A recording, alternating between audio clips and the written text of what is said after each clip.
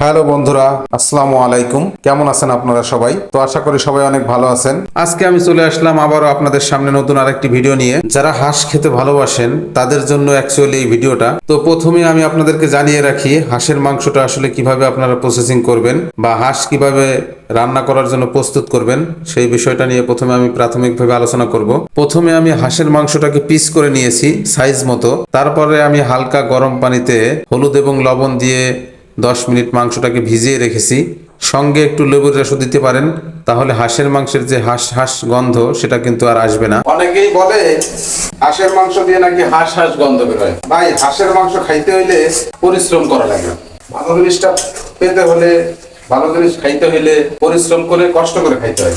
হাঁস প্রসেসিং করা থেকে শুরু করে হাঁসের মাংস বানানো, হাঁস পরিষ্কার করা, এবং এই যে মশলাটা দেখো, এই যে মশলাটা আমি ভুলে নিচ্ছি, এইটাই হচ্ছে হাঁসের মাংসের মেন রহস্য। যে মশলাগুলো আমি দিচ্ছি এখানে, যে মশলাগুলো আমি অ্যাপ্লাই করছি, এই মাংস আবার গন্ধ আসবে কেন? মানুষ খাইতে গেলে বুঝতেই পারবে না, যে এটা হাঁসের মাংস নাকি গরুর মাংস। আমি এই যে মাংসটাকে প্রসেসিং করছি, এটাকে আমি ভালো করে সুন্দর করে হলুদ দিয়ে, হালকা গরম পানি দিয়ে, লবণ দিয়ে কষলাইয়ে আমি তারপরে এটাকে ধোয়া দিছি এবং এক একটা করে সুন্দর করে প্রসেসিং করে যেভাবে পরিষ্কার করছি, এখানে তো এখন কাঁচাই খাওয়া যাবে। হাঁসের মাংস দিয়ে গন্ধ বেরোবে কেন? এই যে এইটাই হচ্ছে মেন রহস্য। এখন রান্না করবো, হাঁসের মাংস রান্না করে আপনাদেরকে দেখাবো যে আসলে কিভাবে হাঁসের মাংস রান্না করতে হয় আর খাইতে হয়। একদম ঘরোয়া পরিবেশে, এক বিন্দু কোনো গন্ধ পাবেন না হাঁসের মাংসের। হাঁসের মাংস রান্না করার জন্য একটা সিক্রেট বিষয় আছে, সেটা হচ্ছে নারকেলের দুধ দিয়ে সবসময় হাঁসের মাংস রান্না করার চেষ্টা করবেন এবং আমার মতো এরকম সুন্দর করে মশলাটাকে আগে ভুনে নেবেন।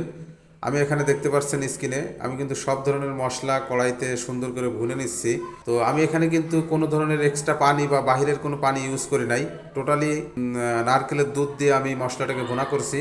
এখন আমি মাংসটাকে এর ভিতর দিয়ে দিচ্ছি, সুন্দর করে এরকম মাংসগুলোকে আমি সুন্দর করে মশলার ভিতর দিয়ে নিচ্ছি। তো এরপরে আমি এটাকে সুন্দর করে নেড়ে চেড়ে মশলার সঙ্গে মিশিয়ে দেব। মিশিয়ে দিয়ে আমি এই যে সুন্দর করে মিশিয়ে দিলাম। এখন আমি মিশানো হয়ে গেলে তারপরে আমি এটাকে কিন্তু সুন্দর করে ঢেকে দিব। এবং আমি আগেই বলেছি, আপনারা হাঁসের মাংস রান্না করার সময় কখনো নর্মাল পানি বা পানি ইউজ না করলে সবচেয়ে বেটার। তো বন্ধুরা, আমার হাঁসের মাংস কিন্তু প্রায় কষানো কমপ্লিট। তো আমি যে প্রসেসে মাংসটাকে কষিয়ে নিয়েছি, তো আপনারাও এই প্রসেসে সেম ভাবে ট্রাই করবেন, তাহলে কিন্তু হাঁসের মাংসের যে হাঁস হাঁস গন্ধটা, এটা কিন্তু আর খাওয়ার সময় কখনোই পাবেন না। আমার এই রান্নার ভিতরে আমি কিন্তু কোনো ধরনের এক্সট্রা পানি ইউজ করি নাই, টোটালি নারকেলের দুধ ইউজ করছি। তো এই যে দেখতে পাচ্ছেন, আমি কিন্তু প্রায় 1 ঘন্টার মতো অল্প আছে কিন্তু মাংসটাকে সুন্দর করে চুলার উপরে ঢাকনা দিয়ে ঢেকে রেখে দিয়েছিলাম। তো এখন দেখেন একদমই কিন্তু ঝোল নেই বললেই চলে। তো মাখো মাখো এরকম ঝোল থাকবে হাঁসের মাংসে, তাহলে কিন্তু খেতে অনেক টেস্টি এবং সুস্বাদু হবে। তো আমার মতো যারা এরকম ঘরোয়া পরিবেশে হাঁসের মাংস খেতে ভালোবাসেন, তারা আমার এই প্রসেসটা ফলো করতে পারেন। তো বন্ধুরা, নিত্য নতুন এরকম ভিডিও পাওয়ার জন্য আমার এই পেজটিকে ফলো দিয়ে রাখতে পারেন এবং আমার এই ভিডিওটি যদি ভালো লাগে তাহলে অবশ্যই একটি লাইক এবং একটি শেয়ার দিতে ভুলবেন না। ধন্যবাদ সবাইকে।